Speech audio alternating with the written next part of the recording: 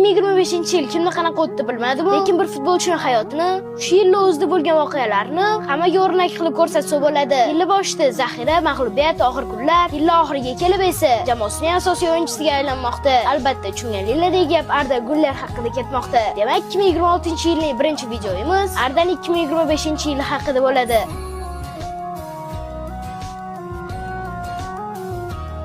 Mana bu video bilan boshlasak, Ardani to'pni o'ziga bo'ysundirishiga e'tibor bering. Alonso ham sekin qarab qo'yapti. Bunaqa yaqin masofadan udarga o'tgan to'pni to'xtatib olish uchun texnika juda yuqori bo'lishi kerak. O'zilikka deyman-ku, Arda Güler 2025-yil yomon boshlandi. Ancelotti unga ishonmadi. Yilning boshidagi 5 oyda borig'i 718 daqiqa maydonda tushirildi.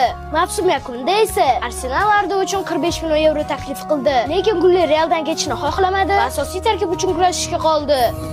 Endi muhim burilish. Realga yangi murabbiy Alonso keldi. Arda Alonsoga o'zining yaxshi taraflarini ko'rsata oldi va tezda yangi murabbiy ishonchini qozonib, asosiy tarkib o'yinchisiga aylandi. Uning ikkinchi qismida Arda naqd 2046 daqiqa o'ynadi. 4 ta gol va 9 ta assist. Realda har 5 ta golda qatnashmoqda. Hozir Ardaning narxi 90 million yevrogacha ko'tarildi. 2025-yilda narxi o'sgan o'yinchilar top 10 taligida.